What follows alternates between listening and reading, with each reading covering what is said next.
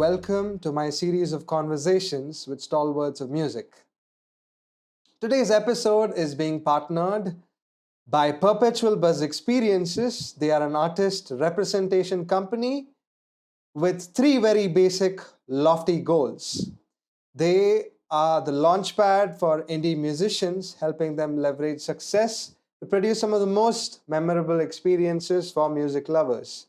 They also help generate funding for social causes and make sure that people have a good time throughout the process. Do check them out on www.perpetualbuzz.com.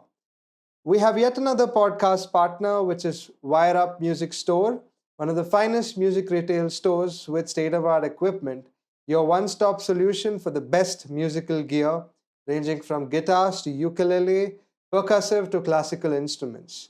Do check out their Instagram page, which goes by the handle @wireup.india.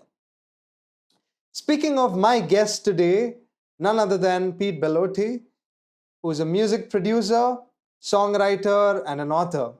He's been credited with many hits, having worked with Donna Summer as a producer and a writer for a very long stint.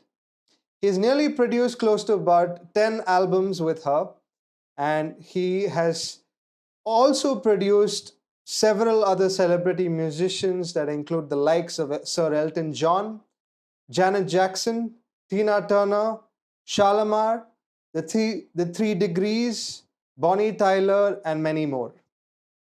He's also contributed to a lot of films that include some big noteworthy movies such as The Martian, Scarface, Behind the Candlebearer, American Hustle, and a lot more. He's also a recipient of countless worldwide music industry awards, which include Producer of the Year in the US, and he's had multiple Grammy nominations, and he was also inducted into the Dance Music Hall of Fame back in 2004. So without any further ado, I'm delighted to welcome my special guest for today, Pete Bellotte. Hi, Pete. How are you? Which part of the world are you in right now? I am in England, just south of London.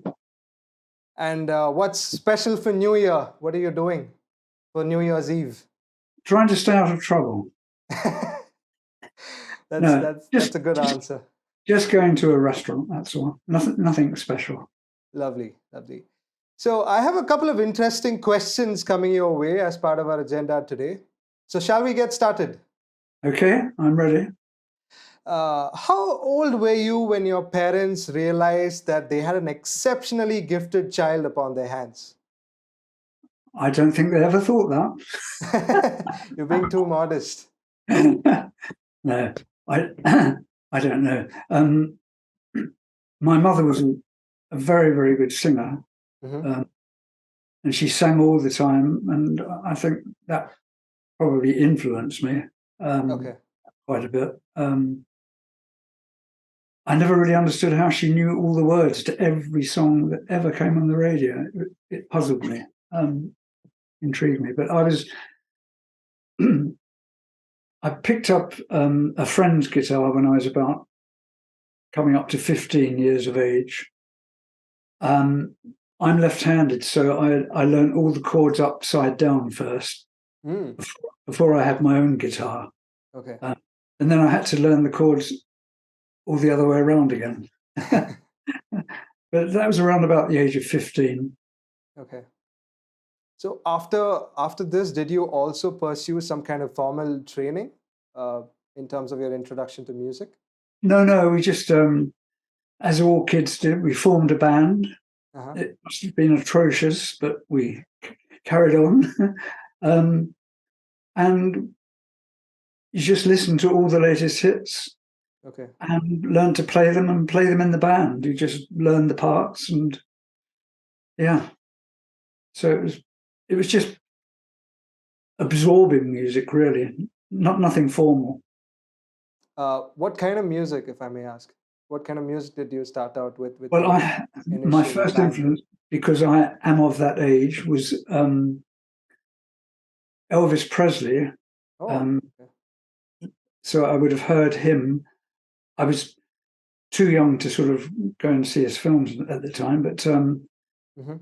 certainly his music and rock and roll at that era, because it was quite revolutionary at the time, because there was this very staid, conservative kind of pop music.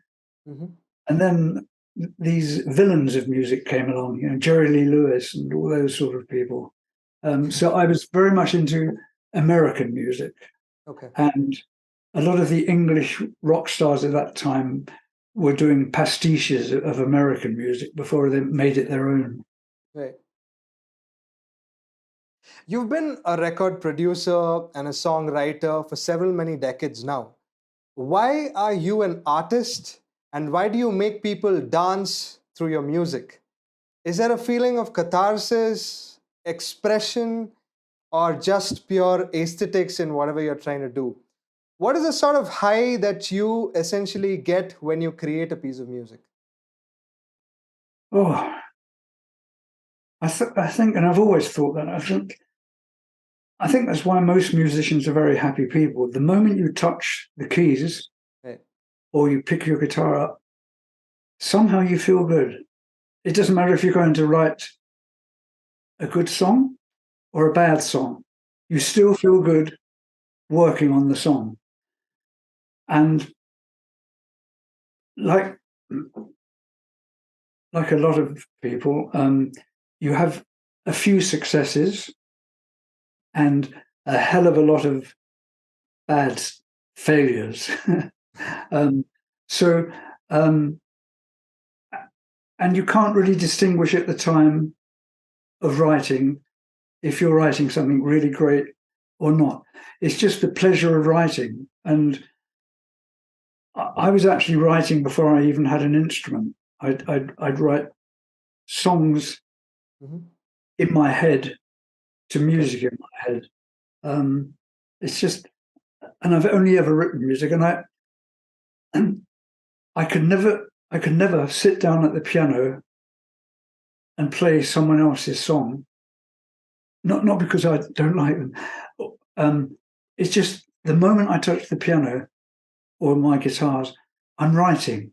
Even today, I just want to write all the time, and it's something I can't stop. I'm also interested in knowing what is it like to be Pete the creator? What are some of the impulses or the processes that happen for you in terms of making music?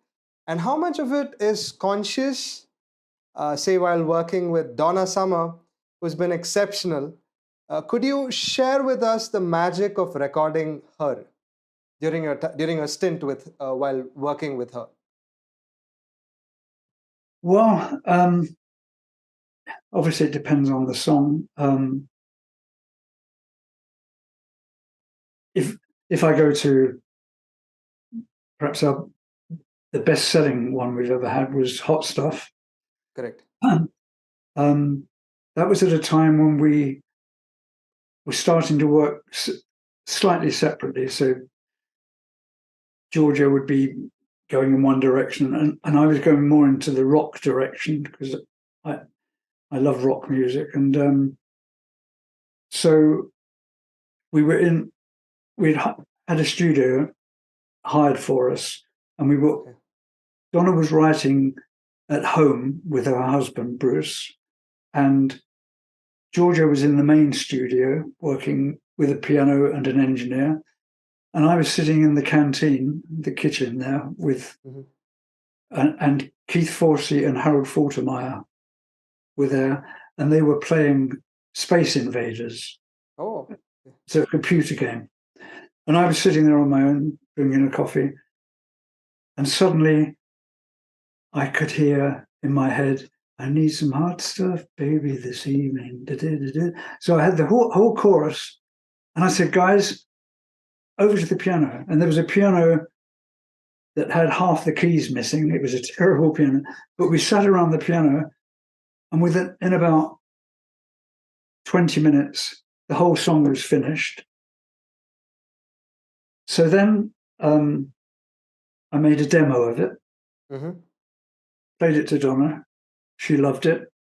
So the next day, I went in the studio and we laid down the backing tracks. And it was at that moment that I knew that I wanted a big guitar solo on it, which is something we'd never done before, because we were doing discos and you didn't have guitar solos in disco music. But so the chap who was working with us, Trevor Veach, he was a contractor, and he would bring in musicians if we requested anything, like Paulina de Costa from Earth, Wind and Fire to do the percussion set. And I said to him, Trevor, I need a guitarist for tomorrow. I need a really good solo. So he said to me, well, who's your favorite guitarist? I said, what's that got to do with it? He said, they're all in town. Everyone lives here. He said, anyone you particularly like? So I said, well, Jeff "Skunk" Baxter from the Doobie Brothers is my favorite guitarist. Oh, wow. So he went over to the telephone, picked it off the wall. And this phone, by the way, is in the lyric of Hot Stuff, because it's on one of those long curly chords. Correct.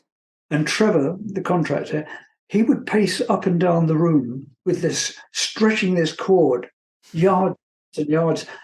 And so I put in the line, almost rang the phone off the wall, because I always thought he was going to pull it off the wall.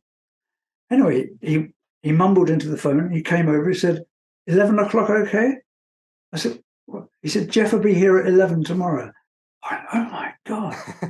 So that lovely moment changed the song completely, the whole direction, everything changed. So when Donna came in to sing it, she was absolutely mad about it. She loved it. So she came in and just sang it, and Donna always sang, she needed one take only. Oh, incredible. Because she'd heard that. Well, she was what I call a protean singer. So that's someone who could adapt to anything. She started off as in opera at the very beginning of her career, but she could have been a jazz singer, a rock singer, an R&B singer, anything. Right. And every time she came into a song, she would put it on like her own clothes. It was, she just had a feeling. So she sang it, and that record was the first single from the album, and it went straight to #1. And I was driving down Rodeo one day in the car, top down, and I heard it on the radio for the first time. And the sun was shining, and it was a magic moment. And there was no science to this song. It's just a very simple song with a few chords. It was just an emotion that came out of us. Yeah. So that's just one example of a song like that. With I Feel Love, when Donna came in, once again, she came in to put the vocal on. We'd written everything. I'll tell you more about I Feel Love later. But when she came in, she sang it in head voice, falsetto, straight away in the one take. That wasn't our plan, but when we heard it like that, it was, oh my God. She would take any song and just make it sound so much better. Yeah. She was a fantastic singer, a lovely lady, a really good friend. We never, ever had a bad moment between us, never a bad word, ever. Yeah. In fact, the whole crew, from Georgia and myself, the engineers, musicians, it's always been fun and no tension. And I think that's probably why it went on for quite a while. Yeah. From whatever you said right now, what I understand or what I gauge out of it is there have been so many elements of spiritual insight that of spiritual engagement in many ways. And I have to say that I envy you at this point.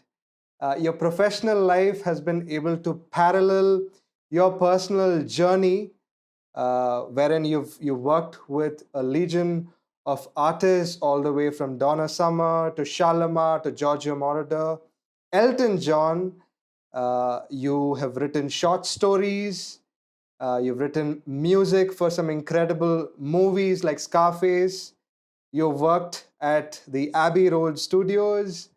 And if I could relate you to someone as one among the pioneers of disco music, I'm sure your time in Germany, the States, and England has probably catalyzed all of this.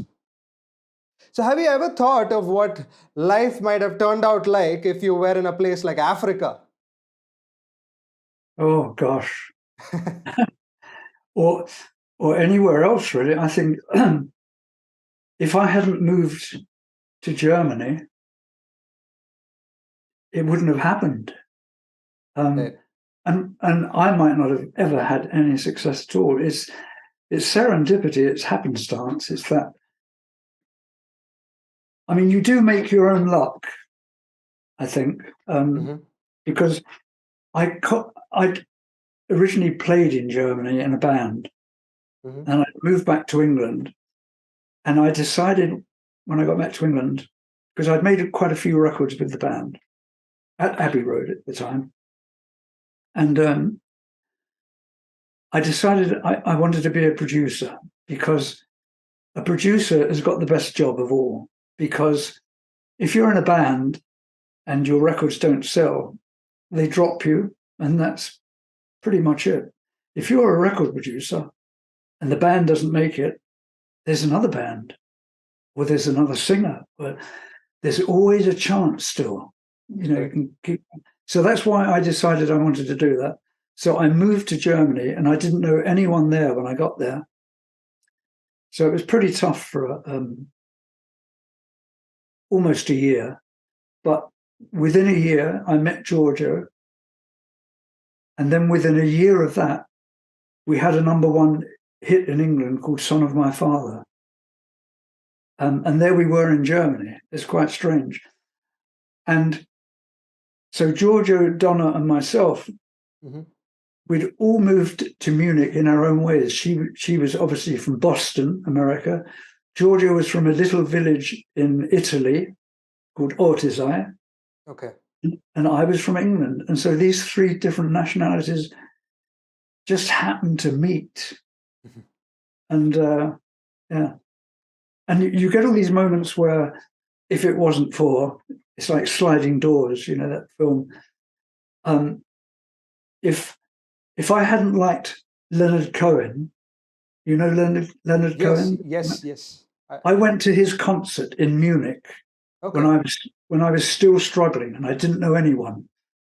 And I was sitting up in the gods where you pay the least money possible to watch someone. And it was called Circus Kroner. It was in a circus, so you look down into the pit.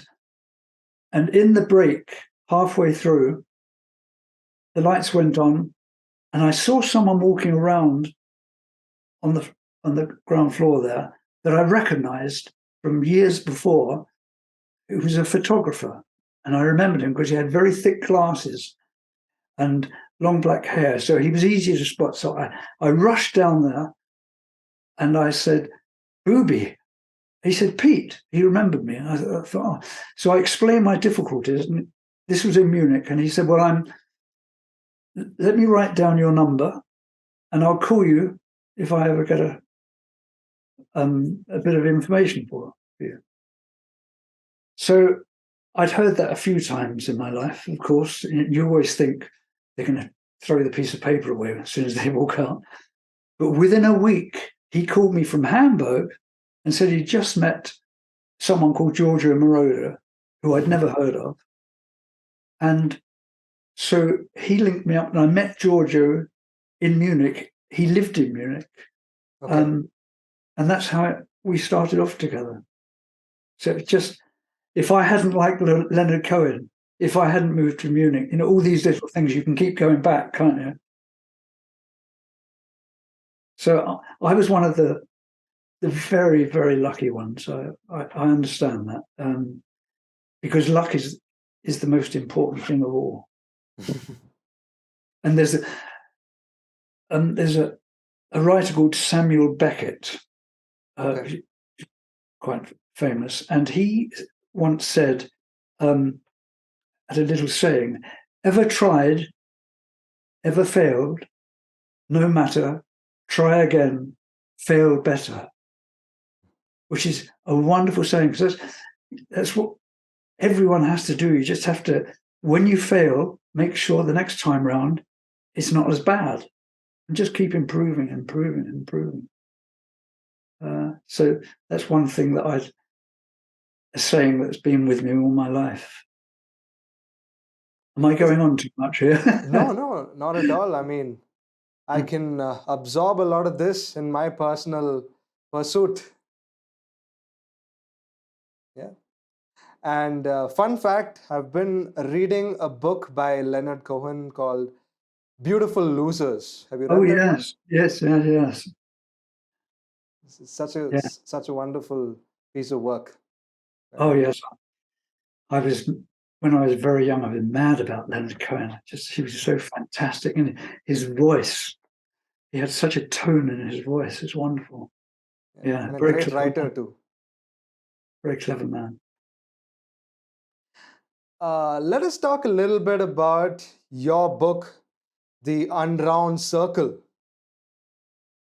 I think what comes out in your writing is this amazing ability to save a life, right? Even in what would appear to be the most ordinary of circumstances. In one of your stories, The Balcony, I'm forgetting the phrase, it went something like above me, below me, ahead of me. There is so much to see, so much to savor. I'm a fortunate man for to find peace on earth, which is a very uncommon thing. So, could you throw us some light as to your thought process behind these lines? Yeah, well, I'd have to probably start by saying one of the things I've always been all my life is observant. I'm rather than participate, I rather observe, if you know what I mean. And I find everyone is interesting, really. The people we disregard sometimes can turn out to be the most interesting people ever. But just because they don't shout it out, you just have to delve sometimes into people. And the balcony, I just imagined this man who has so little, but much more than most of us.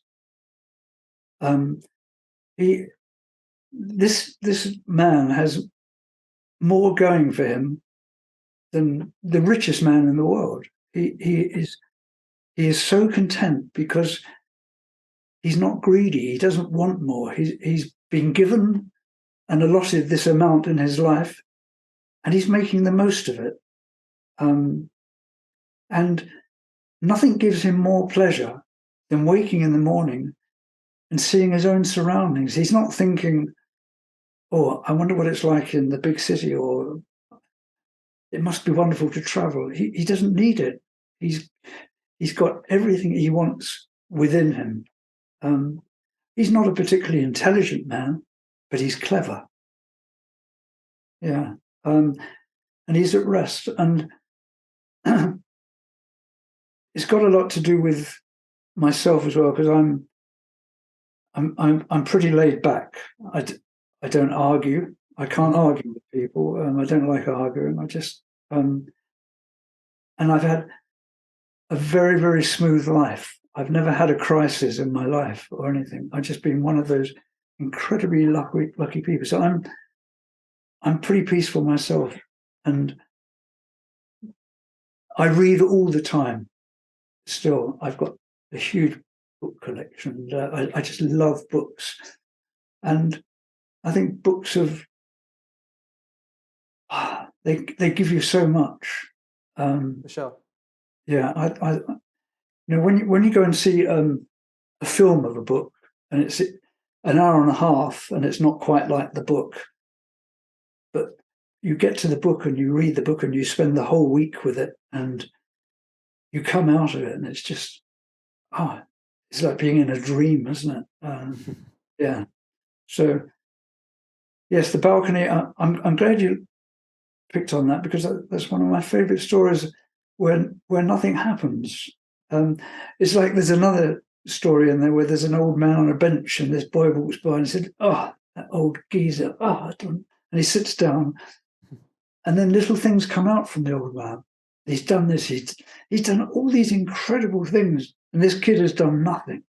But he had thought of this man as not having no value in life. But I think people astound us all the time, and I think that's a wonderful thing. In terms of your spiritual quest, tell us about this process of internalizing the spirit. Do you personally embody the traditional spiritual techniques or practices? No, I'm probably the opposite. I was born, I can say, as a non-believer. I think I would say I am. Okay. Georgia was agnostic, and Donna was very religious. Oh. So we had a triumvirate there of differences. But we never really. I mean, Donna always tried to convert us, Georgia and myself. She was always trying that, and she knew that we were hopeless cases. But yeah, I'm not sort of religious in that sense, but I think I like to think of myself as a caring person, a mindful person. Okay. I hope I'm kind. That's what I try to be. Well, I don't try to be. I just am who I am, and I hope that I'm a kind person who's Right. helping people sometimes. Uh, in that sense, we are living in an empirical age. Uh, do you see the role of God in any particular form? Personally, Yeah. no, I can't imagine that. Okay. No, I never could imagine that at all. Okay. And I'm like everyone. I got no idea how we got here, why we're here, or what we're doing. And anyone who says they know why they're here and what we're doing, I take my hat off to them. I don't know. I'm just very happy to be here, and I think I know there are lots of terrible things happening in the world all the time, and it always seems like it's getting worse, but it's not really. I think if we took the numbers, but I really do believe that most people are fundamentally nice, and it's the minority who mess the world up for us. But it doesn't need to be a big minority; it can be a small minority to cause things. But fundamentally, I think we're very lucky to be here in this wonderful place. I mean, it's fantastic. I mean, why the grass is green and it grows, I don't know, but I'm in awe of it. I mean, that's what I think. Being in awe is one of the most important things. To wake up, because I live out in the countryside, and every other morning I look at the sky and it's a different formation, and I think, it's just. I'm always there in wonder of what's around us. I know what, and the funny thing about India, because I've, as I said to you before, I've been in India a few times. When I've come back, I've always felt so well. And while I was there, there's something about India. I know there's lots of chaos and all sorts of things, and Mumbai is busy, but although it was chaotic, it didn't feel like chaos to me at all. And I just felt so well there. It's hard to explain. And I love the Indian people's attitude somehow. It's just very, very, I don't know, rewarding somehow. Given that you visited India on multiple occasions, have you developed some sort of affinity towards Indian musical forms? Yeah, I do. I mean, it's all quarter tones, so it's obviously quarter tones make such a huge difference in music, doesn't it? It takes quite a lot of getting used to and trying to understand it because it's quite different. But yeah, we had on our travels in India, we came across so much music there. It's just, I mean, music is everywhere, isn't it? It's. I think you probably hear more music in India than you do here. I mean, it's incredible. Everywhere you go, there's music playing. Perhaps that's what makes the Indian people so calm and friendly. I mean, music is the universal language, isn't it? That's for sure. True. I mean, and I've often tried to wonder what an Indian person from a small village who only knows quarter tone music, when he hears Western music for the first time, that must be very strange. In semitones. Yeah. I can't imagine what they would think, but it's strange. Could you tell us a little bit about the significance of being inducted to the Dance Music Hall of Fame? What is it like to be given that recognition? It's an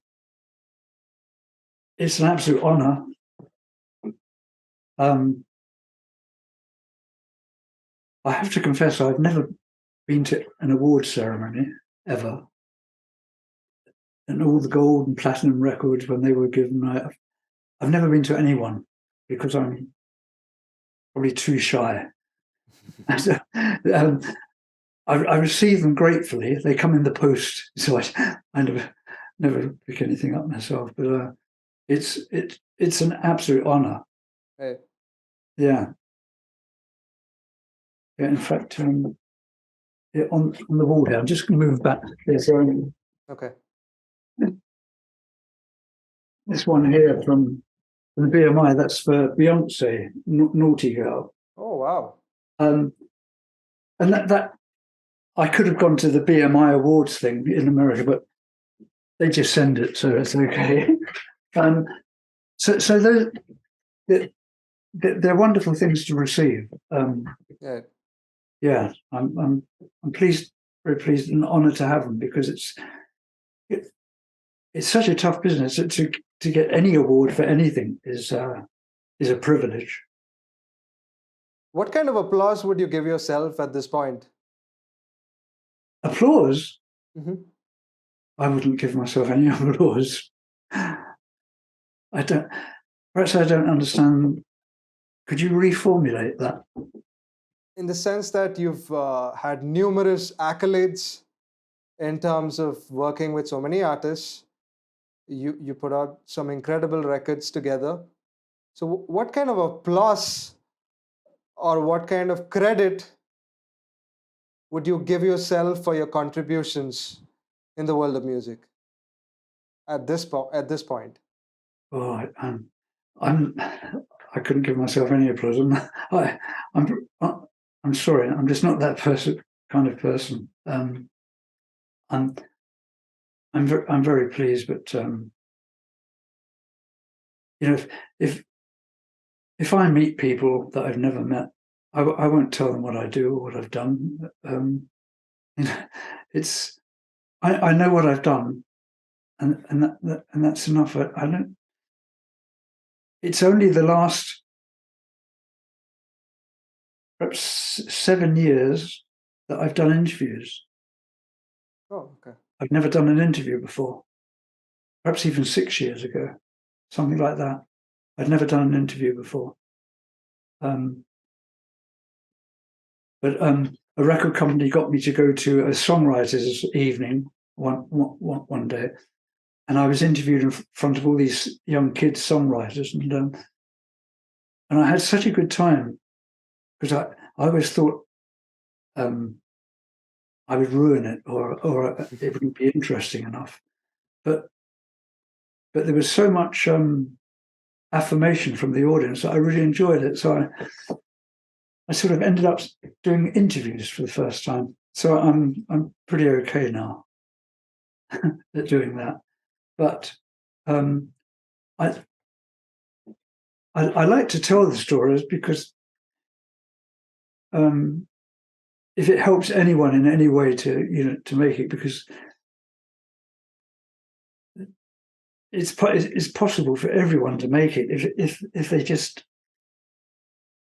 Well, it's probably not possible for everyone, but there's a possibility for everyone to make it if they believe in themselves. I mean, that's all it is. I mean, when I started out, I didn't think, oh, I'm going to make it. I'm great. I'm going to do this. I just thought, that's what I want to do. I didn't know I was going to have a number 1 record anywhere. Like that, sort of never dreamed of it. I just dreamed of making a record. That was, so I think as you process your way through life, it's whatever you're doing that at that very moment, that's all that matters. Being in a band at the beginning, that was the greatest thing ever. Before we made a record, and then suddenly we made a record, and that was the greatest thing ever. And I still wasn't thinking that's going to be a hit. And then you get a hit, and you think, oh, fantastic! But you don't think there's another hit. You're living in the moment, I think. I think in music, and that's enough. I mean, other people will have big dreams, and I understand. I think I lived in the moment always. Okay. So you're more of a realist. Yeah. Whatever it is. I'm a bit of a loner as well. I like just walking around cities on my own and all that sort of. So I'm not. I can't say that I'm overconfident about anything. It's just doing what I wanted to do. That was all. As long as you're doing something in life that you enjoy, I mean, if I'd been a great carpenter, I think that would have been fantastic. A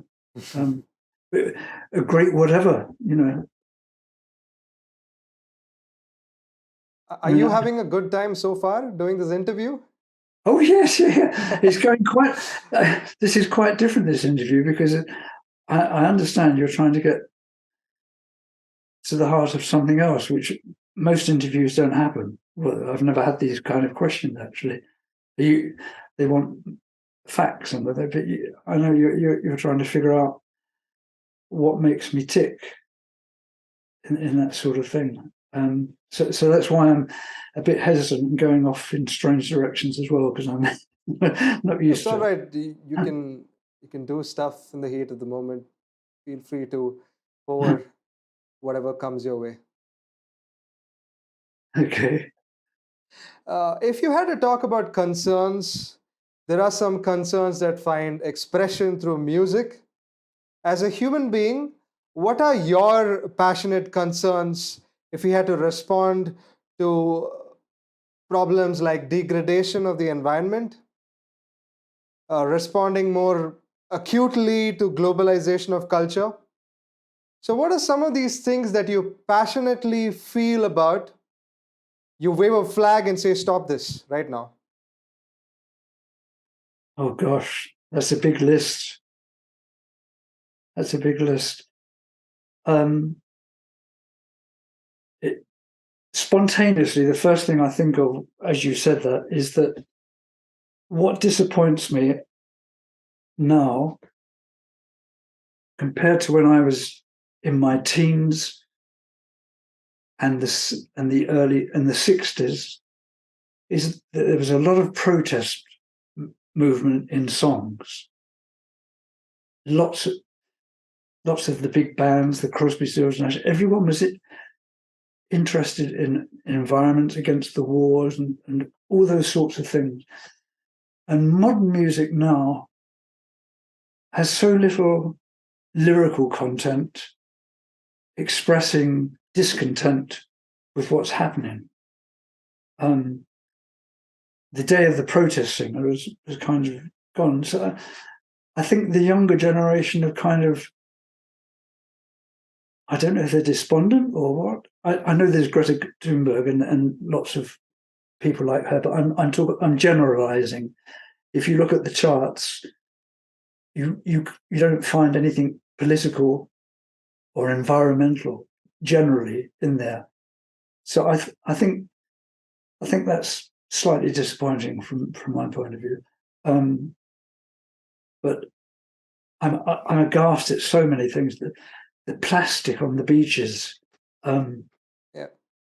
Here in England, civilized England, you go out and drive in the car and you see that people have thrown rubbish out of their cars onto the sides of the roads.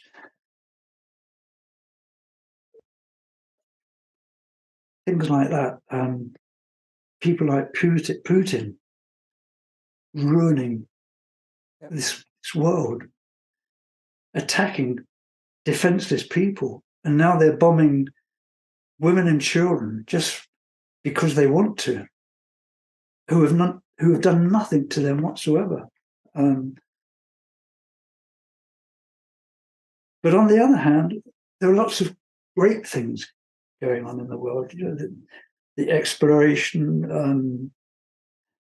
I mean, the other day here, I was reading about a river in England, and this is just a silly little story, but it's a straight river, and it was made straight in the 1850s, and it was a dead river. The water went through it, but nothing lived in it. So last year, they made it all bendy, a couple of years ago, all bendy back to its old course because they'd straightened it to stop flooding in the 1850s.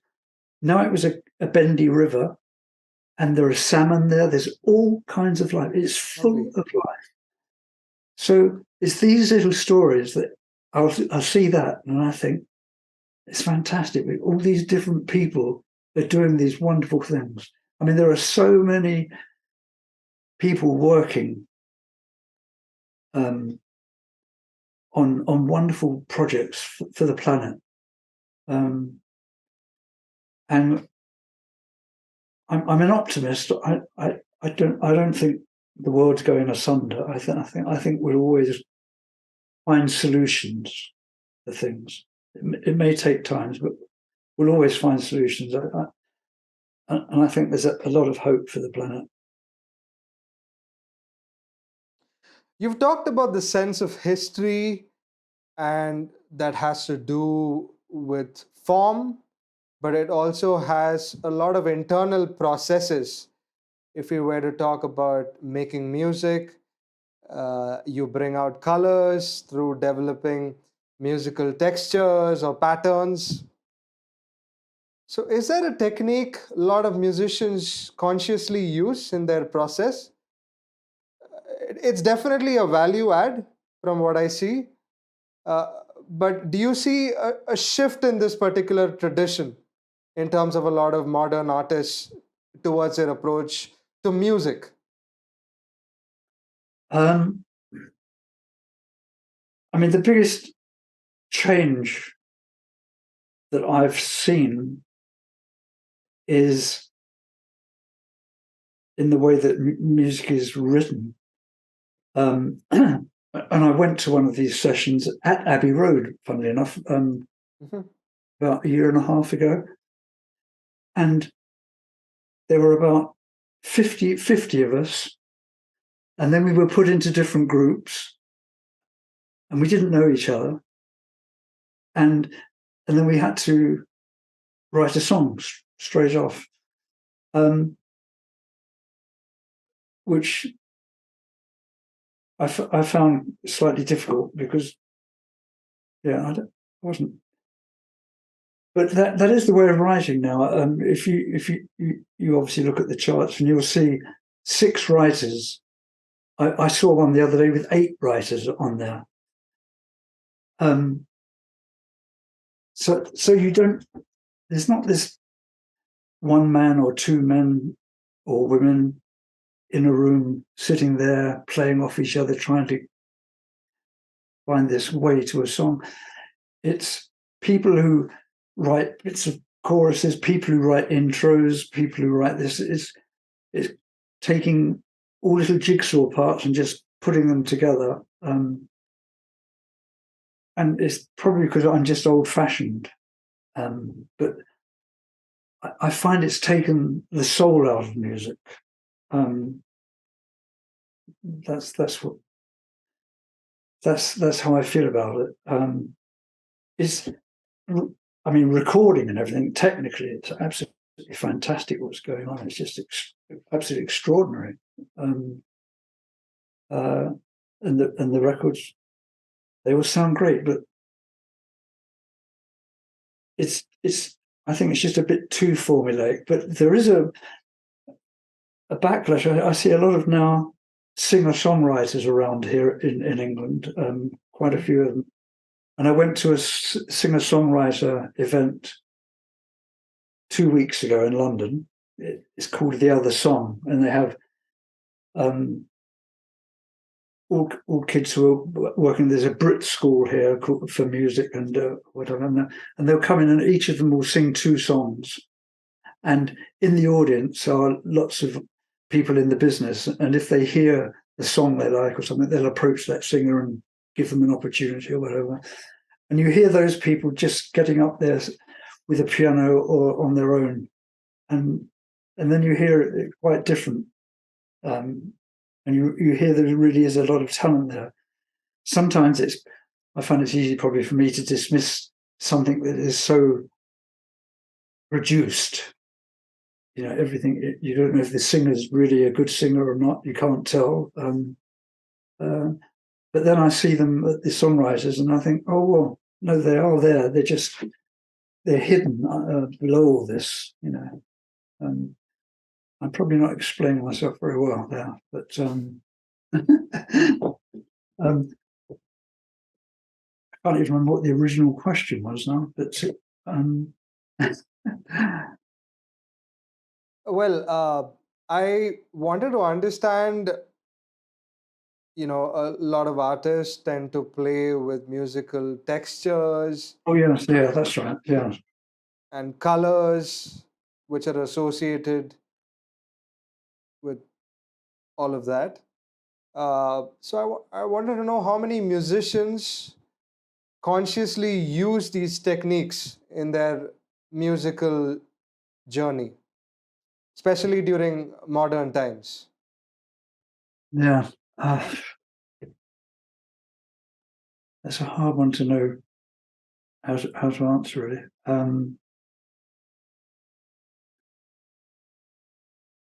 I haven't met these people, but I do know there are, as you say, lots of people who see colours when they're writing, and Right. and the colours will affect the mood, etc. of the.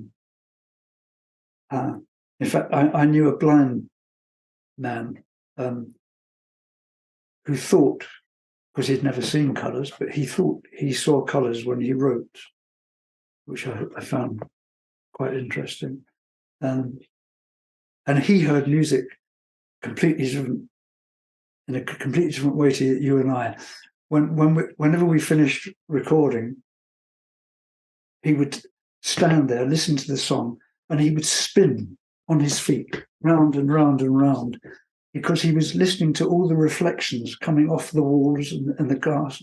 He was hearing so much more than you and I would ever hear, ever. It was just, and he could hear exactly where it was all coming from. It was an incredible experience watching someone hearing something in the same room as you, and you knew he was hearing something completely different. Yeah. So, Incredible. that's kind of a bit like some of these writers who are, there are some absolute genius writers out there. And you can imagine that their heads are full of something that most of us don't have and can't appreciate. Yeah. I don't have one of those heads. But you put some incredible music out, though. Oh yeah. That's what matters, right? That's just joy, having fun in the studio. That's the main. The thing about disco at the time, in its brief highlighted years, was it brought so much joy to everyone because it made people dance, and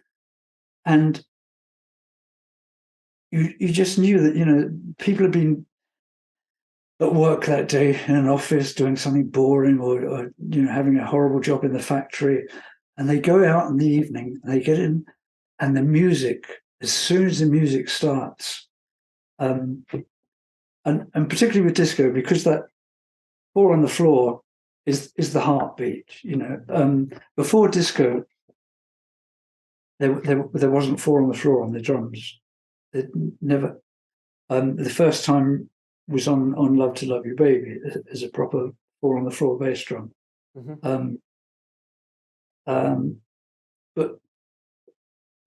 if it's the primeval four on the floor that you see all these thousands of people who don't know each other, never seen each other, but they're all in the room, waving their arms around, enjoying the moment. It's like all these neutrons, all these separate neutrons, they suddenly come together and form some solid, massive joy, which is fantastic. And it was made that way as well. When we were making it, we were having so much fun. I mean, we really enjoyed ourselves and laughed our way through all of our recordings. I think it was just a great, great positive thing. And nothing was ever difficult. We worked incredibly fast. We never overthought anything. Things just sort of evolved, and it was just one of those lucky periods. And then it stopped at the end in about 1980 when punk said disco sucks and disco is dead. I remember seeing it on the walls in New York, and I thought, that's the end of disco. And I thought I'd never hear it again. I really thought it was going to be finished. And then it just slowly percolated again. And it's in all different forms now. There's disco everywhere. Yep. Because people just want to dance and enjoy life and forget the day they've just had, which is wonderful. Let's talk about your career. It has spanned for several decades in different landscapes and different geographical environments. So, have you felt a correlation when you look back between these environments and your work in some way, possibly?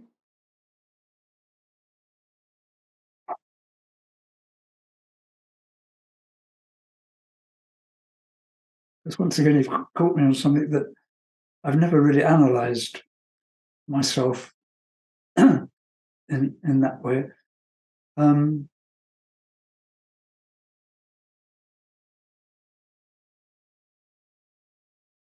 Well, I don't know how to answer that.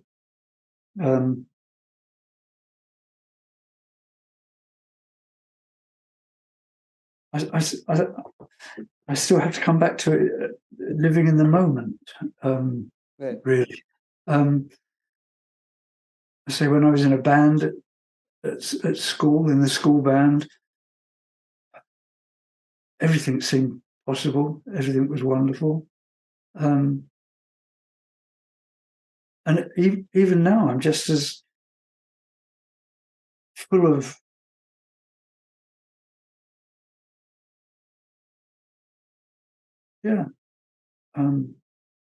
I'm totally satisfied with life. I love my life, Mm-hmm. and I always have done. Even when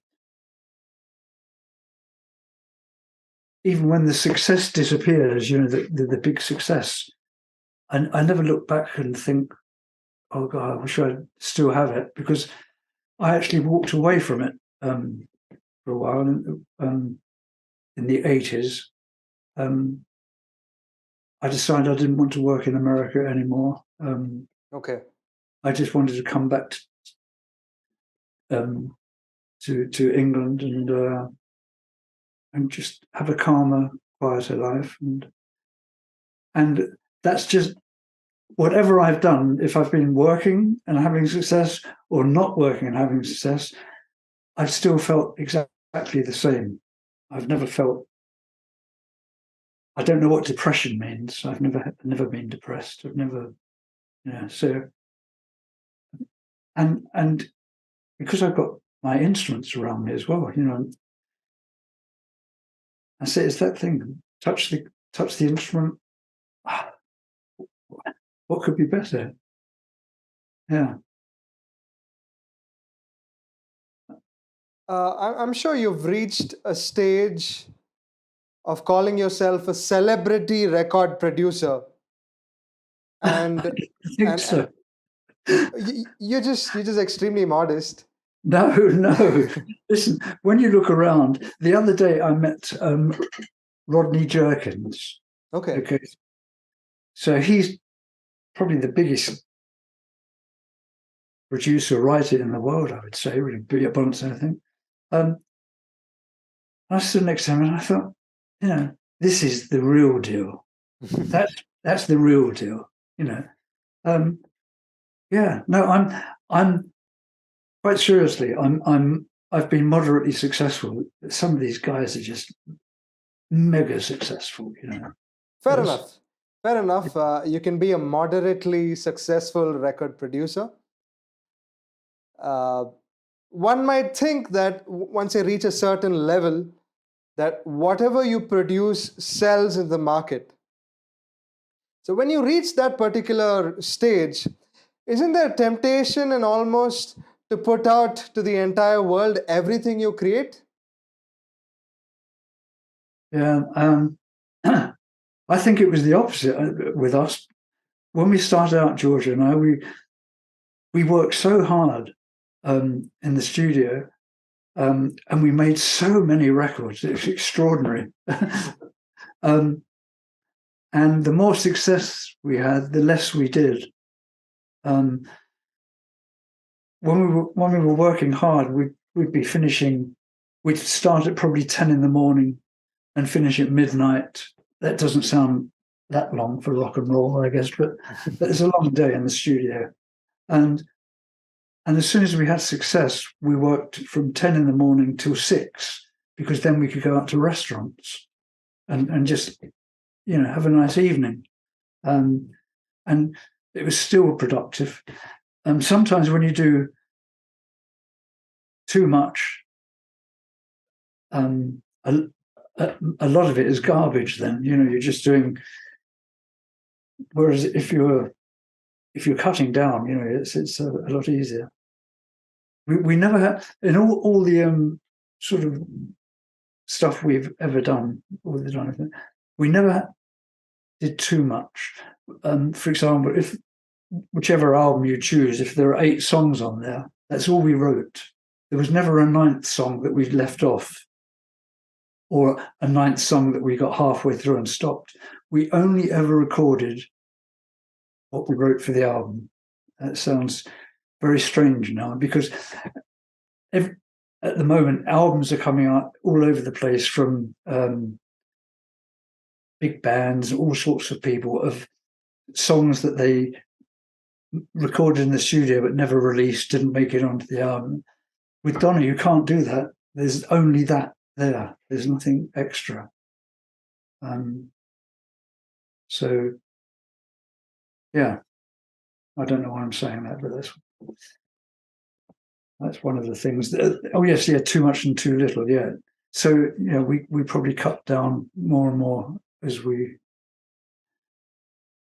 And I look back, and we had so many offers as well. The Hall and Oates and all sorts of big names that we just turned down. Not for arrogance or so, but because life was good as it was. It was okay. Didn't need that. And we were doing probably 2 or 3 albums a year with Donna, which people don't do now, really. You don't have that many albums. Right. Yeah. You did mention about Giorgio on several occasions during our conversation. From what it looks like, you've had a great relation, which has been a very long and enduring one. You've been very closely identified, in terms of putting out music with him. So what is so unique and special about this particular relation with Giorgio? Oh, I don't know. I think we hit it off great from the beginning. We got on very well. I started off when I first met Giorgio. As I said at the beginning, I was really struggling to get a job, and I became his. That's in 1970. I joined him, and I became his assistant. Okay? So this was my first job, and I was really thankful to get that, because it was difficult. And on the very first day when I went up to work for him, he came out of his suite, and he handed me his attaché case, and he said, "If you carry that for me, please." And I said, "I'm really sorry. I'll do anything for you, but I cannot carry your case." And he said, "Okay." And when I look back, I mean, I probably shouldn't have said that, because he might have said, "Off you go then." But he was okay. And so we worked together for a year. And of course, I was an apprentice, really. I was learning everything properly. And after a year, a record company offered me a job as a house producer, so that I would work for Ariola Records only for their artists and produce. And I told George that, and he said, that's fine. So off I went for a year. And then one day, because we still saw each other all the time, and then he said to me, "Come back to me and we'll be equal partners. How do you like that?" So I said, "Fantastic." So we became equal partners, and everything went well. And we've always got along well. He's Italian, as you know, and I'm English, but we talk to each other in German still to this day. Oh. Yeah, because we were in Munich, and that's in the studio. Everyone was speaking German, and I spoke fluent German as well. So that's what we did. But he's he's good. He's very funny. He's got good humour. I know lots of very funny stories about him that are quite entertaining. Yeah, he's a very, very talented man. And he was very successful before I met him. He lived in Berlin, and he had big hits with what they call bubblegum music. which is kind of a poppy music. So he was, as I say, very successful already before. I'd never heard of him, but that's what I found out later. And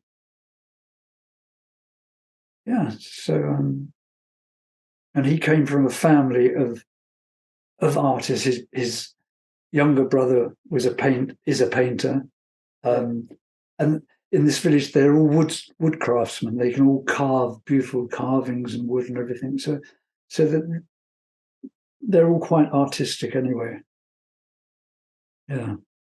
You mentioned of funny anecdotes with him.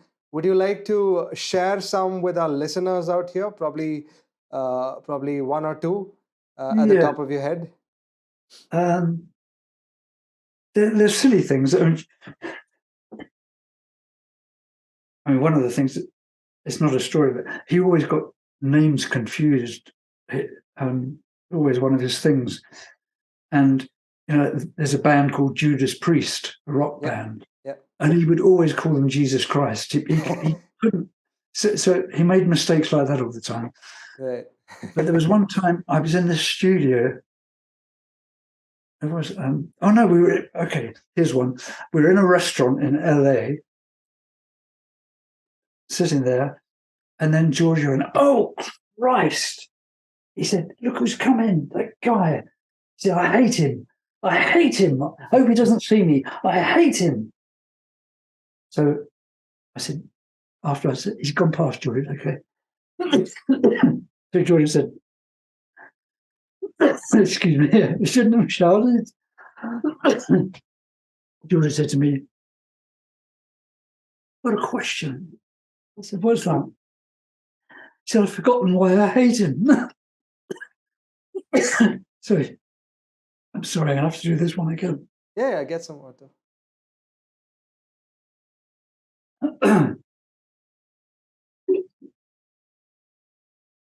So Giorgio couldn't remember why he hated him, but he knew he hated him. Who is he? I don't know. I'd never seen him before, but Giorgio just knew he hated him. And then another time we were in, there was a cafe where the studio was. This was early on. Okay. And we'd sit there and a girl would go by her and Giorgio would look at her like that. And then he'd say to me, "What's she like?" I said, "She's blonde, And he said that a few times. And I suddenly thought, hold on. And there was a cigarette machine near us. And I said, "Giorgio, read that machine there. Can you read them, the packets of cigarettes?" And he looked at it and he squinted his eyes and he said, "Zigaretten." I said, "No, not the big sign, the small sign." And I suddenly realized he could hardly see. And why this was worrying, he had a Ferrari Dino. Oh, okay. And we used to go down to his place in Italy in the Ferrari Dino, the two of us. And we'd been down there quite a few times in the pouring rain. And I said, "Giorgio, you've been driving me at 150 miles an hour down the motorways and you can hardly see." So he went to the opticians the next day, and of course they verified he could hardly see. Oh no! I thought, oh my God. Things like that. You've been a very lucky man. And then we were in New York in a bar. It was some party. I'm not sure. Anyway, Giorgio was in the corner, and Giorgio loved ladies, definitely. And I looked over and he was getting all closer, and it was a black girl, a very, very beautiful black girl. And a guy came up to me and said, "You need to tell Giorgio something." I said, "What's that?" He said, "That is a man." I said, "That's a man?" He said, "I promise you." Now, Giorgio, that's the big fear of his life. So I went over and I whispered in his ear, and he ran out of that place so fast. Goodness. Yeah, but Oh, there are just so many funny little stories all the way along. Yeah. Incredible to hear all of this. Oh, he made one of his albums. He made Nights in White Satin, which was it was a big hit with the original band Moody Blues. Right. And they came to our studio in Munich to record another album. Mm-hmm. And so we're in there, and one of the musicians, they did a spoof. They said to him, they said, Giorgio, Justin Hayward, the singer and the writer, he said, he's coming down to see you. He's so angry with what you did to his song. He might beat you up. And Georgia went running out. Of course, it wasn't true. You know, the guy. Yeah. Easy. No, and he's got a lot of humor, Georgia. He's very, very funny. You've composed music for films. You produce music. You write music. You're interested in exploring so many possibilities with the realm of music. So what motivates or prompts you to say, well, now I'm going to work on this particular score? On the contrary, you say that I'm looking at a performance at a place like the Studio 54 Disco Nightclub, for instance. So one is sort of three-dimensional in a tangible sense, and the other is sort of unidimensional, but then it creates three-dimensionality in the sense, right? So what is this sort of interaction or a relationship between the two for someone like you? Well, so, yeah, I think it's like you said earlier about some songs are visual. When Right. there's one Donna song that I wrote called "On Sunset." Mm-hmm. So on Sunset Strip? Yeah. Okay. And it's just called "On Sunset" though. Sunset People. Okay. And because I used to drive down a lot, I used to, as I say, observe, and I'd always see that, you know, the different kind of people that hung around on Sunset, you know, and it always sounded quite romantic, but it wasn't quite. And so then I visualized all these people on Sunset at night, and I put that into the song. So that was purely visual. I wasn't making anything up really, because these are all the people that I'd seen. Right. If that's what you mean, something like that. Yeah. But I've always, when it comes to songwriting, generally I've always been, it's the title that intrigues me. And going back to when I was 18, I still have notebooks with song titles, and I still write them down on my iPhone. Mm-hmm. A few times a week, because I'm always thinking of song titles, and I love cleverish titles, and not always cleverish, but and when I was very young, I read there was a rock and roll singer from New Orleans, a black guy called Fats Domino. Okay.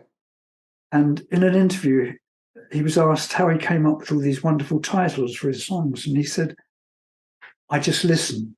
And they said, "What do you mean?" He said, "When people talk, I listen, and in their conversations, you hear song titles."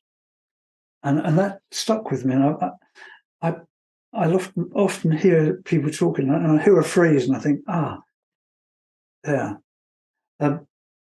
because I do really love song titles. So I say I've got books and books of song titles, but once I've written them down, I can recall them pretty much easily.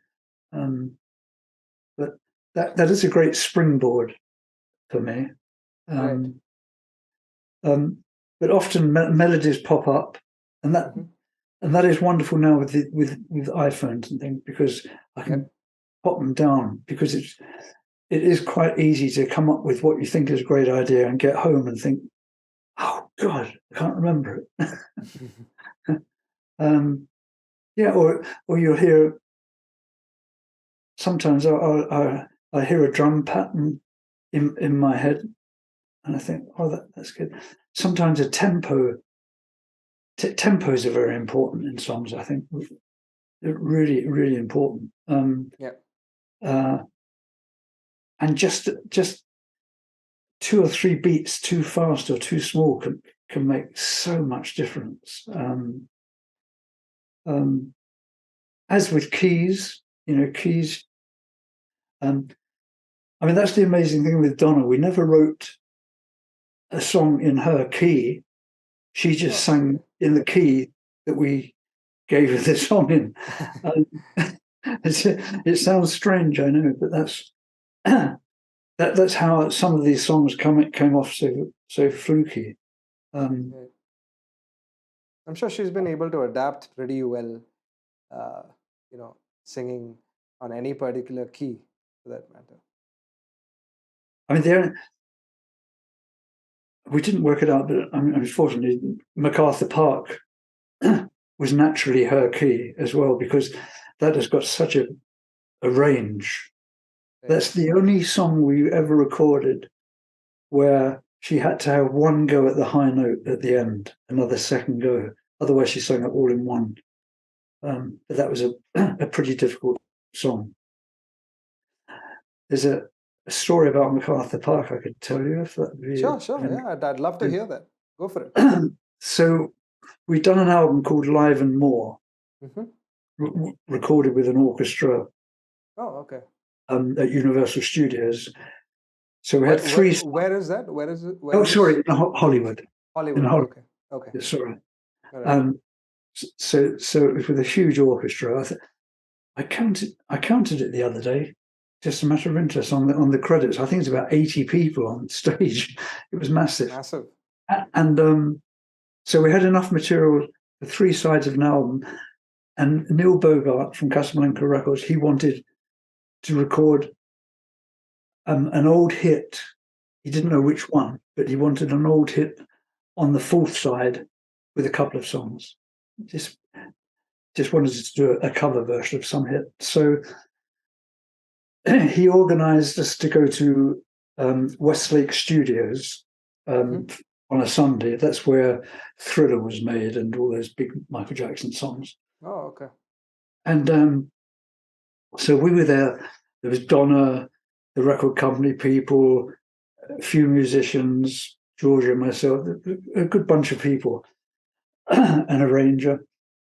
And all we had to do was sit there, talk, and just throw out names of songs that we thought were great from the past. And we kept going and going, and you'd mention a song and everyone would go, oh, yeah. But no, perhaps not. And so this went on for a couple of hours. They sent out coffee and cakes and everything. And it was really coming to the end. We couldn't think of anything. And at the very beginning, I'd thought of MacArthur Park because it's one of my favourite songs. It's by Richard Harris, but a lot of people hated that song. It was one of those, they call it bovril here, Marmite, which is a kind of a paste that you either hate it or you love it when you eat it, Okay. So there's no in between. It's binary. So I didn't want to mention it because I thought I'd be embarrassed because they'd all laugh at me. Anyway, it came to the very end. We were just about to pack up and I said, what about MacArthur Park? And Neil Bogart, he kind of went, yeah. And they sent out for the record, played the record. And of course, it was obvious that it's good for Donna because it starts off slowly, a typical disco record, and just keeps building and building and building. So the arranger, Greg Matheson, he was sent home straight away to write the score. And the score was pages and pages long because it's such an intricate clever song. And we finished recording it in a couple of days. And it went to number one, and it was number one for about 3 weeks, I think. It was our first number one. Oh, wow. And this was written by Jimmy Webb. Okay. He's a very famous songwriter. And about 12 years ago, I saw Jimmy Webb was appearing in a town not far from here, and I'd never seen him. And I thought, I must go and see him, because it was his first and only number one ever in his career. Okay. So I thought, I must go and see him. So I went to this place, and there were only a few people there. There was a very high stage, right. And I don't know, 20, 25 men, no women, just men, middle-aged, very strange crowd. And when it finished, Jimmy Webb had written his autobiography, and he had his book there for everyone to buy it and have it signed. Well, I already had the book, so I just queued up. I just wanted to say hello to him. So I waited my turn. I got to him, and he's writing, and he looks up, and I said, Jimmy, my name's Pete Bellotte. I produced MacArthur Park. And he went, oh. And then he carried on. I was dismissed. He made me feel so small. And I thought you were going to say at least, oh, great, my only number one. So it's quite disappointing, but I still admire him so much. He's a fantastic songwriter, absolutely brilliant. And MacArthur Park is one of my favourite songs. And Donna did such a good job on that. Yeah. Incredible. Do you believe in the cycles of life and rebirth and the many musical masterpieces as you see, if you were to look back upon your work and your life? And I'm sure, you're a realist and you foresee an incredible future for you in terms of the landmarks or the milestones that you're reaching out to. Have you been able to achieve all of that and surrender to music and the entire process? Or do you still see there are certain milestones or landmarks that you'd like to get at?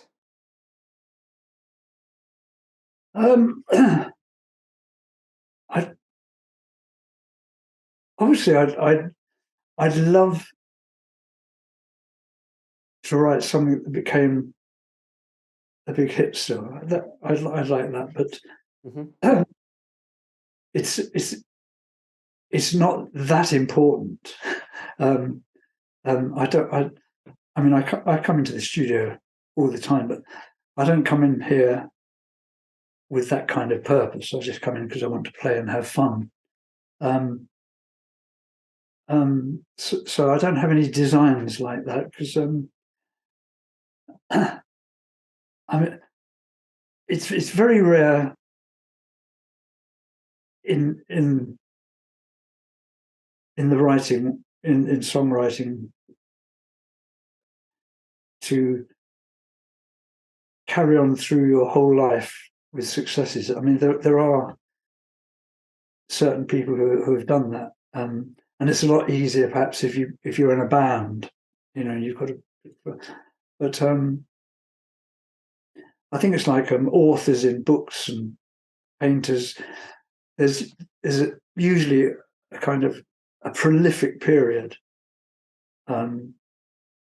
usually when people are much younger, where there's just so much energy and ideas, and it's all bursting to come out. And I guess so much has already been released. It's not easy to keep coming up with things that are going to take you higher. I mean, I say there are people that do carry on. people like Andrew Lloyd Webber, who writes all the musicals, he just keeps going and writing. But he's an exception. And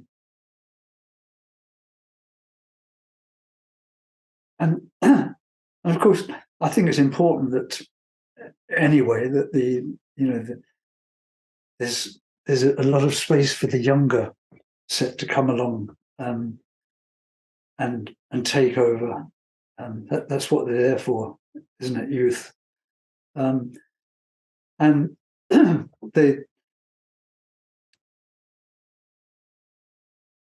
one of the things I think that is more difficult now for songwriters, but this is only my thought, is that when my generation started out, we were all in bands, playing in bands. And in these bands, you just played covers, all the hits, the top 20, the top 30. You went all around the country every night almost playing hits. And you were subconsciously learning the art of songwriting without knowing it. So you would understand what makes a great chorus, why you need a bridge, why you don't need a bridge, why you should have 2 verses, not 3 verses. Did you notice that night because you played that song too slow, they didn't dance as much? You learn so much. And now we're in an age where there's nowhere for young kids to play to someone else. We don't have any clubs anymore, really, in England, small clubs. And there are some covers bands, but they're all people who are 50 playing in them, So the young kids don't get to learn the apprenticeship of songwriting and playing in front of audiences, which I think makes it harder to be a songwriter. I think that's just my opinion. Fair enough. In the interest of time, I'd like to come to the last part of our agenda, which is the most interesting round, which is called the rapid fire round. And oh my God! I'm going to be giving you some very simple questions. You don't have to think too much. And I hope you enjoy this particular segment. So first question for you, Pete. What is that one song that always makes you cry? Oh.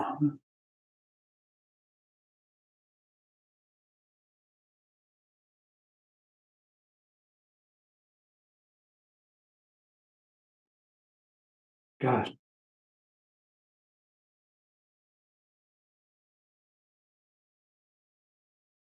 I can't answer that. That's all right. That's all right. No, I can answer it by saying I don't know a song that's made me cry. Okay. On the contrary, what is your favorite guilty pleasure song? Oh God, these are terrible things. Guilty pleasure. I'd say anything by Earth, Wind and Fire. Good choice. If you had the chance to put together an all-star disco music group, who would be in it? Oh my God. I thought these were simple.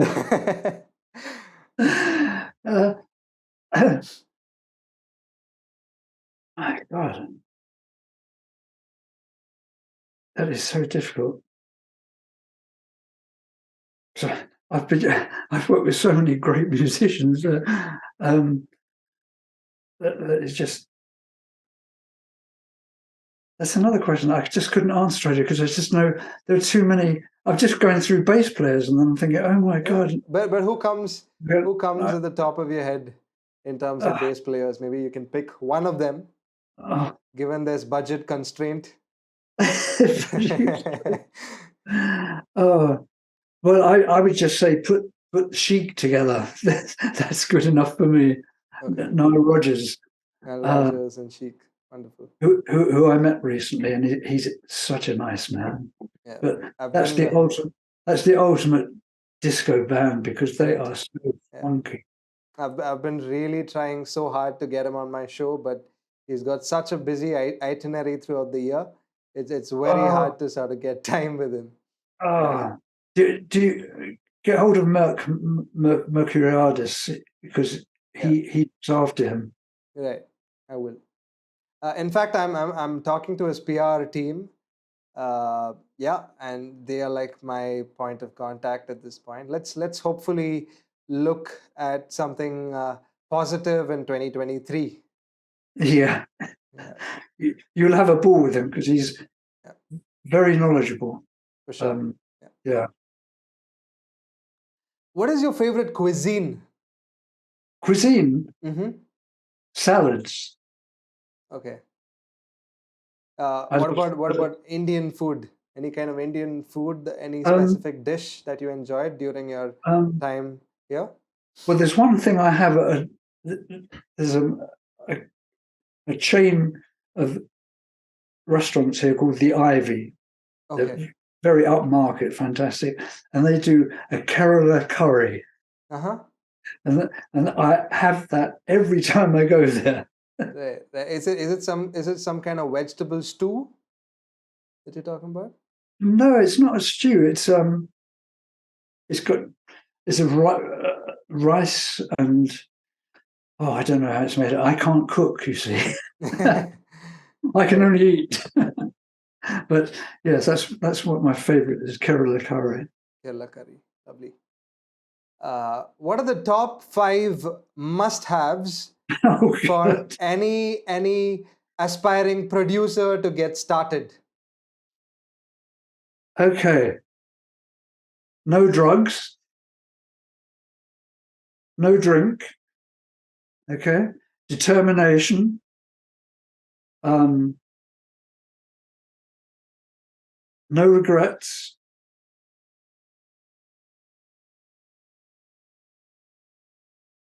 and only try to please yourself. Incredible. Is that five? Yeah, that's five. Yeah. I have one last question for you, which is a What are you custom. doing here? Not at all. It's been such a fun interview. We've in fact exceeded our time limit. It's been such an interesting interview that I've never been able to keep track of time. Uh, so coming back to my question, down in the distant horizon, what would you want to be remembered as? What would I want to be remembered as? Hmm.